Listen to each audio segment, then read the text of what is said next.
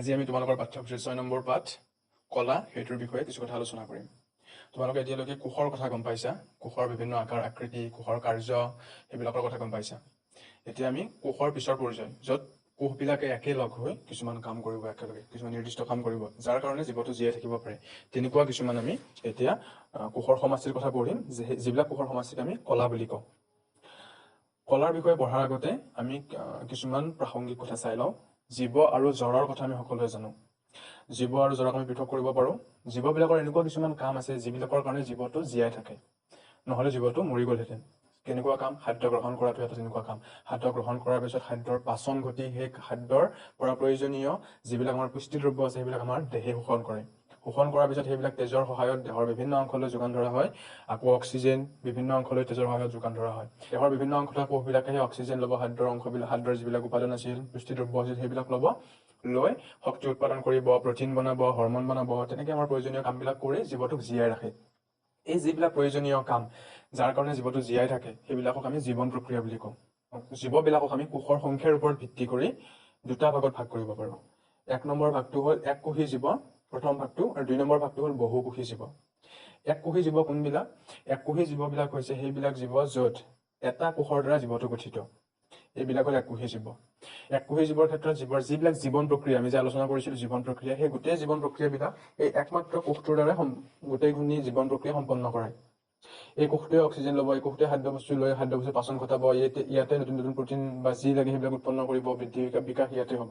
মানে জীৱন প্ৰক্ৰিয়া সকলোবিলাকেই একমাত্ৰ কোষটোৱে এককোষী জীৱৰ ক্ষেত্ৰত ইহঁতে সকলো কাম কৰিব।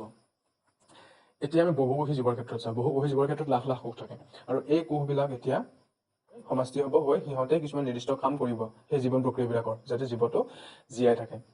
ইয়াৰ পৰা আমি কলাৰ সংজ্ঞা পাওঁ। নিৰ্দিষ্ট শৈলীৰে সজ্জিত উৎকৃষ্ট কাৰ্যদক্ষতাৰে কোনো কাম সম্পন্ন কৰা কোষৰ সমষ্টিকে কলা বোলে। তাৰমানে কলা বুলি ক'লে আমি কোষৰ সমষ্টিক বুজিম। কোষৰ সমষ্টি কোনবিলাক কোষৰ সমষ্টি? যিয়ে কাৰ্যদক্ষতাৰে কোনো নিৰ্দিষ্ট কাম কৰে আৰু আকৌ নিৰ্দিষ্ট শৈলীৰে সজ্জিত হয় সিহঁতে। তো ইয়াকে আমি কলা বুলি কওঁ। কলা গঠন হোৱাৰ, কোষৰ দ্বাৰা কলা গঠন হয়, আৰু কলা গঠন হোৱাৰ মেইন উদ্দেশ্য হ'ল যাতে সিহঁতে কোষবিলাকে একেলগে হৈ এটা নিৰ্দিষ্ট কাম সুচাৰুৰূপে কৰিব পাৰে। এতিয়া আমি এটা উদাহৰণ চাওঁ। আমি দুটা ঘৰ লওঁ। দুটা ঘৰত, এইটো ঘৰত এজনে মানুহ থাকে, এইটো ঘৰত ধৰি ল'লো আমি 10জনমান মানুহ থাকে।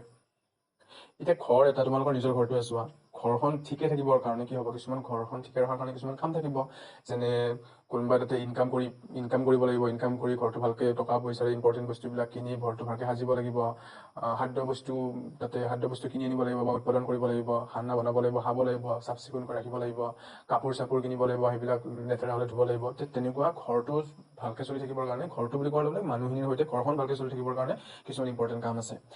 এতিয়া এজন মানুহৰ দ্বাৰা যিটো ঘৰ, তাতে সেই একমাত্ৰ মানুহজনে গোটেইখিনি ইম্পৰ্টেণ্ট কাম কৰে। সি নিজে ইনকাম কৰিব, বস্তু কিনি আনিব, নিজে কাপোৰ ধুব, নিজে খানা বনাব, খাব, চাফ কৰিব, গোটেইখিনি কাম সিয়ে কৰে। গতিকে ইয়াক আমি এককোষী জীৱৰ লগত তুলনা কৰিব পাৰোঁ। এককোষী জীৱৰ ক্ষেত্ৰত কি হয়? একমাত্ৰ কোষটোৱে যেনেকৈ জীৱন প্ৰক্ৰিয়া যিমান আছিল চব একমাত্ৰ কোষটোৱে কৰিছিল, ঠিক আছে, তেনেকে এজন মানুহ থকা এই ঘৰখনত এজন মানুহে গোটেই ঘৰৰ কামবিলাক কৰিব আৰু ঘৰখন চলাই নিব। এতিয়া য'ত বেছি মানুহ আছে, বেছি মানুহ থকা ঘৰটোত চাওক, ইয়াতে যদি প্ৰত্যেকেই ভাবে যে মই নিজে ইনকাম কৰিম, মই নিজে ৰান্ধিম, নিজে খাম, নিজে চাফ কৰিম, চব তেনেকুৱা প্ৰত্যেকে যদি তেনেকে ভাবে, খামখেয়ালিৰ সৃষ্টি হ'ব। যেনেকৈ এটা খামখেয়ালি পাকঘৰ এটাই থাকিব। যদি চবেই ভাবে মই নিজে ৰান্ধিম, নিজে ইনকাম কৰিম, তো চবৰে হাহাকাৰ লাগিব, কোনে আগত যাব, কোনে ৰান্ধিব, কি কৰিব, তেনেকুৱা খামখেয়ালিৰ সৃষ্টি হ'ব। কিবাকে নহয় কিবাকে চলিব, কিন্তু মানে সেইখন ঘৰ হৈ নাথাকে আৰু খামখেয়ালি হৈ যাব। তো ভালকে সুচাৰুৰূপে ঘৰখন চলি থাকিবৰ কাৰণে কি কৰিব লাগিব? এই মানুহখিনিয়ে এটা ডিচিপ্লিনত কিছুমান গ্ৰুপ বনাব লাগিব, যে আমি ইনকাম কৰিব যাম, দিনত কাম চাম কৰি ইনকাম কৰি আমি টকা উপাৰ্জন কৰি আনিম। কিছুমানে আকৌ যিবিলাকে বজাৰ চজাৰ কৰিব জানে, সিহঁতে বজাৰ কৰিব যাব লাগিব, ইম্পৰ্টেণ্ট বস্তুবিলাক কিনি আনিব লাগিব, খাদ্য সামগ্ৰীৰ পৰা আদি কৰি। যিবিলাকে ৰন্ধা বঢ়াত এক্সপাৰ্ট, সিহঁতে ৰন্ধা বঢ়াখিনি খাদ্য বস্তু বনাব লাগিব। তেনেকৈ যিবিলাকে ঘৰৰ বাকী কামবিলাক কৰিব পাৰে, খেতি বাতি কৰিব পাৰে, তেনেকৈ সৰু সৰু গ্ৰুপ হৈ চবেই নিজৰ নিজৰ কামবিলাক কৰিব লাগিব, তেতিয়াহে ঘৰখন ভৰ্তি থাকিব। এই যিটো আছে বেছি মানুহ থকা ঘৰ, সেইটোক আমি বহুকোষী জীৱৰ লগত তুলনা কৰিব পাৰোঁ। বহুকোষী জীৱৰ ক্ষেত্ৰত বহুত কোষ থাকিব নহয়, প্ৰত্যেকটো কোষে নিজে নিজে চব কৰিব নাযায়, কোষ গোট হ'ব কোষৰ, আৰু সেই গোটবিলাকে কিছুমান নিৰ্দিষ্ট কাম কৰিব যাতে জীৱটো জীয়াই থাকে। যেনেকৈ এই ঘৰখনত মানুহবিলাকে গোট হৈ কামবিলাক ভগাই লৈছিল যাতে এই ঘৰখন চলি থাকে। তো ইয়াতে আমি কলাৰ প্ৰয়োজন কি, কলা কিয় লাগে, কিয় কথা নহয়, সেই কথাটো আমি ইয়াতে এই উদাহৰণটোৰ পৰা গম পাব পাৰোঁ। উদ্ভিদ আৰু প্ৰাণীৰ কলাৰ মাজত কিবা পাৰ্থক্য আছে নেকি আমি চাম।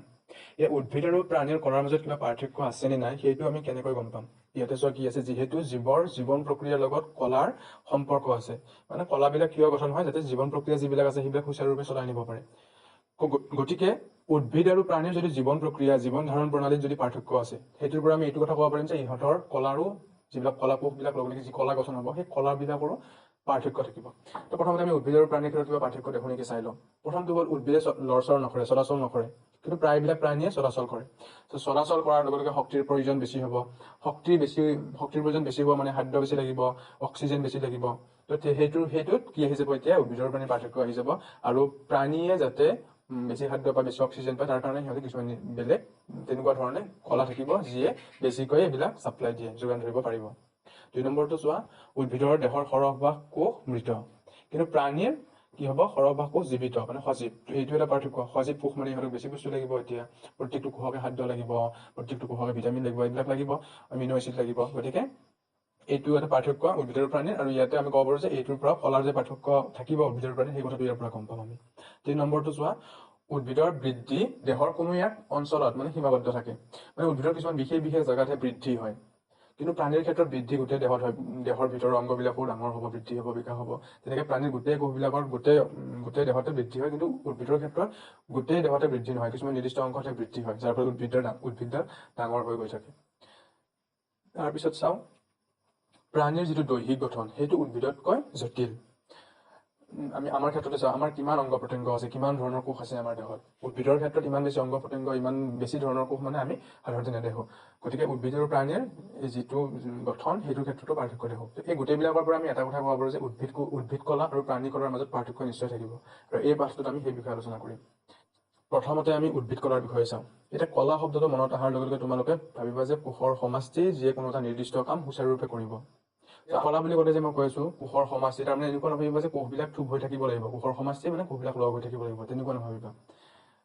উদাহৰণ এটা দিওঁ, আমাৰ দেশৰ আৰ্মি বুলি কোৱাৰ লগে আমি মনতে কি ভাবোঁ, এটা মানে এনেকুৱা মানুহৰ গ্ৰুপ এটা যিবিলাক খুব হাইলি ট্ৰেইনড, একদম ট্ৰেইনিং লোৱা মানুহ, যিয়ে আমাক ৰক্ষণাবেক্ষণ দিয়ে, আমাৰ সীমাত থাকে বা আমাৰ দেশৰ ভিতৰতো আমাৰ বিভিন্ন ডেঞ্জাৰৰ পৰা আমাক বচায়। আৰ্মি বুলি ক'লে তেনেকুৱা বুজো, কিন্তু আৰ্মি বুলি কোৱাৰ লগে লগে যে মানুহৰ গোটটো বুজিলো, মানুহৰ গ্ৰুপটো বুজিলো, সেই গ্ৰুপটো মানে এনেকুৱা বুজিলো নেকি যে এটা ঠাইতে ইহঁতে থাকিব লাগিব। আৰ্মি বিলাক আমাৰ দেশৰ বিভিন্ন অংশত থাকে, হয় নহয়? তেনেকে কলা বুলি ক'লে আমি কোষৰ সমষ্টি ঠিকেই বুজিম, কিন্তু সেইটো মানে এইটো নুবুজায় যে এটা জেগাতে সেই কোষবিলাক থাকিব লাগিব, তেনেকুৱা নহয়। কোষবিলাক দেহত বিভিন্ন অংশত বিতৰণ হৈ থাকিব পাৰে। এতিয়া উদ্ভিদৰ ক্ষেত্ৰত আমি কলাবিলাকক দুটা ভাগত ভাগ কৰোঁ, এটা হ'ল ভাজক কলা আৰু এটা স্থায়ী কলা। যেতিয়া আমি কিবা এটা বস্তু ভাগ কৰিম, সেই ভাগ কৰাৰ সদায় ভিত্তি থাকিব, কিছুমান ভিত্তিৰ ওপৰত বেছ কৰিহে আমি ভাগ কৰিম। যেনে আমি বাংলাদেশী, ভাৰতীয়, এই দুটা ভাগ কেনেকৈ কৰোঁ? এটা ভিত্তিটো হ'ল সি কোনখন দেশত থাকে, কোনখন দেশৰ নাগৰিক, সেইটোৰ ওপৰত ভিত্তি কৰিহে আমি ভাগ কৰোঁ, ই ভাৰতীয়, ই বাংলাদেশী, হয় নহয়? এতিয়া এই যে ভাজক কলা আৰু স্থায়ী কলা ভাগ কৰিলোঁ, এইটোৰ ভিত্তিটো হ'ল কোষৰ বিভাজন। কলা যিবিলাক কোষৰ দ্বাৰা কলা গঠন হ'ব, সেই কোষবিলাকৰ বিভাজন হ'ব পাৰে নে নোৱাৰে। বিভাজন মানে এটা কোষৰ পৰা দুটা কোষৰ সৃষ্টি, দুটা কোষৰ পৰা চাৰিটাৰ, তো তেনেকে এটাৰ পৰা দুটা, দুটাৰ পৰা চাৰিটা, চাৰিটাৰ পৰা আঠটা, তেনেকে হৈ যোৱাৰ লগে আমি কোষ বিভাজন বুলি কওঁ যে সেই কোষ বিভাজনটো হ'ব পাৰে নে নোৱাৰে, সেইটোৰ ওপৰত নিৰ্ভৰ কৰি আমাৰ এই ভাগ দুটা কৰিছোঁ। য'ত যিবিলাক কোষ বিভাজন হ'ব পাৰে সেইবিলাক কোষে ভাজক কলা গঠন কৰে, আৰু এটা স্থায়ী কলা যিবিলাক কোষৰ দ্বাৰা গঠিত সেই কোষবিলাকৰ বিভাজন নহয়, মানে এটাৰ পৰা মানে যেনেকে নাম্বাৰটো যেনেকে থাকিব, এটাৰ পৰা দুটা, দুটাৰ পৰা চাৰিটা, আৰু সিহঁতে নহয়। এতিয়া ভাজক কলাৰ বিষয়ে চাওঁ আমি। ভাজক কলাৰ প্ৰধান গুণটো হ'ল ইহঁতে বিভাজনশীল, বিভাজনশীল, তেনেকে মনত ৰাখিবা, ইহঁতে বিভাজনশীল, মানে ইহঁতৰ সংখ্যা বৃদ্ধি হৈ গৈ থাকিব। এই কোষবোৰ সক্ৰিয়, যিহেতু বিভাজন হ'ব, এটাৰ পৰা দুটা হ'ব লাগিব, দুটাৰ পৰা তিনিটা হ'ব লাগিব, দুটাৰ পৰা চাৰিটা হ'ব, চাৰিটাৰ পৰা আঠটা হ'ব, তো মানে ইহঁতে যেতিয়া বিভাজন হয়, এটাৰ পৰা দুটা কোষৰ সৃষ্টি হ'ব, তেতিয়া দুটা কোষতে সেই কোষটোৰ যিবিলাক কোষাংগাণু আছে সেইবিলাক দিব লাগিব সমানে। তাৰ কাৰণে সেই কোষটোৱে প্ৰথম অৱস্থাত কি কৰিব লাগিব, নিজৰ কোষটোৰ ভিতৰত থকা যিবিলাক কোষাংগাণু বা যিবিলাক উপাদান আছে চব বৃদ্ধি কৰিব লাগিব সংখ্যা, যাতে সমানে ভগাই দিব পাৰিব। তো এইবিলাক কাম এনিটাইম চলি থাকে কাৰণে কোষবিলাক সক্ৰিয় বুলি কওঁ আমি। এই কোষবোৰ মানে এই কলাটো, ভাজক কলা, উদ্ভিদৰ কিছুমান নিৰ্দিষ্ট স্থানতহে থাকে, আৰু যিবিলাক স্থানত থাকে সেইবিলাক স্থানত বৃদ্ধি হয়। কোষবোৰৰ ঘনত্ব অধিক, কাৰণ এইবিলাক সক্ৰিয় কোষ, এনিটাইম কিমান বনাই থাকে, বস্তুবিলাক প্ৰস্তুত কৰি থাকে, সেইকাৰণে ঘনত্ব অধিক। কোষ বেৰ পাতল হয়, কোষ কেন্দ্ৰ সুস্পষ্ট হয়, ৰহদানি নাথাকে। চ' এইবিলাক হ'ল বৈশিষ্ট্য ভাজক কলাৰ। আকৌ আৰু এটা বৈশিষ্ট্য হ'ল ভাজক কলাৰ পৰা স্থায়ী কলাৰ সৃষ্টি হয়, মানে যিবিলাক ভাজক কলাৰ কোষবিলাকৰ বিভাজন হয়, বিভাজন হোৱাৰ পিছত যিবিলাক নতুন কোষৰ সৃষ্টি হ'ব, সেইবিলাক কোষ বিভাজনক্ষমে হ'ব, কিন্তু পিছলৈ কি হ'ব, সেইবিলাকৰ যি বিভাজনৰ ক্ষমতাটো সেইটো হেৰুৱাই পেলাব। সেই কোষবিলাক পূৰঠ হ'ব, কিছুমান নিৰ্দিষ্ট আকৃতি ল'ব, লৈ সিহঁতে আৰু বিভাজন ক্ষমতা হেৰুৱাই স্থায়ী কলা হৈ যাব, আৰু সিহঁত বিভাজন নহয়। তো এনেকে আমি উদ্ভিদৰ কলাক আমি দুটা ভাগত ভাগ কৰোঁ, ভাজক কলা আৰু স্থায়ী কলা। এতিয়া ভাজক কলাৰ যে ক'লো কিছুমান নিৰ্দিষ্ট স্থানতহে থাকে, এই স্থানৰ ওপৰত ভিত্তি কৰি আমি ভাজক কলা তিনিটা ভাগত ভাগ কৰিব পাৰো। সেই তিনিটা ইয়াতে চাওঁ। প্ৰথমটো হ'ল অগ্ৰস্থ ভাজক কলা, 2 নম্বৰটো পাৰ্শ্বীয় ভাজক কলা, 3 নম্বৰটো নিগমিত ভাজক কলা। অগ্ৰস্থ ভাজক কলা কোনবিলাক? যিবিলাক কাণ্ড আৰু শিপাৰ অগ্ৰ অংশত থাকে। আমাৰ যে কাণ্ড আৰু শিপা দীঘল হৈ গৈ থাকে, কাৰণ তাতে অগ্ৰস্থ ভাজক কলা থাকে।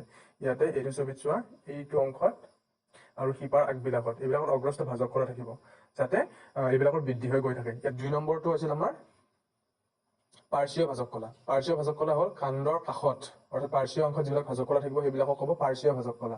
ইয়াতে চোৱা, এই ছবিটোতে পাৰ্শ্বীয় ভাজক কলা হ'ল এই চাইডৰ পিনে থাকিব, এইবিলাক কাণ্ডৰ চাইডত, যিয়ে কি কৰিব কাণ্ডডালক মানে কাণ্ডক বহল কৰিব, কলেবৰটো বঢ়াব, বহল কৰিব, সেইটো পাৰ্শ্বীয় ভাজক কলা। আৰু 3 নম্বৰটো হ'ল নিবেশিত ভাজক কলা। ক'ত থাকে? পাতৰ ঠাৰিৰ গুৰিত নাইবা গাঁঠিৰ কাষত থাকিব। এইবিলাক ইয়াতে যিবিলাক গাঁঠি থাকিব, এইবিলাক জেগাত গাঁঠি থাকিব, বা এই ঠাৰিবিলাকৰ গুৰিত নিবেশিত ভাজক কলা থাকিব, ওপৰত বা তলত তেনেকে থাকিব। গৰুৱে ঘাঁহ হোৱাৰ পিছত যে আকৌ নতুনকে পাত ওলায়, সেইবিলাক কিহৰ কাৰণে? নিবেশিত ভাজক কলাৰ কাৰণে। তেনেকে আমি ভাজক কলাবিলাকক তিনিটা ভাগত ভাগ কৰিব পাৰো, অগ্ৰস্থ, পাৰ্শ্বীয় আৰু নিবেশিত।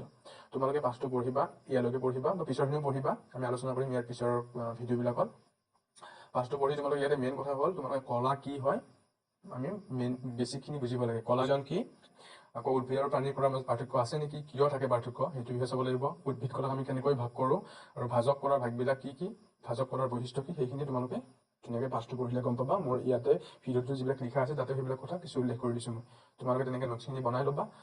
ইয়াৰ পিছত আমি পিছৰখিনি পঢ়িম, স্থায়ী কলাৰ বিষয়ে পঢ়িম, উদ্ভিদৰ।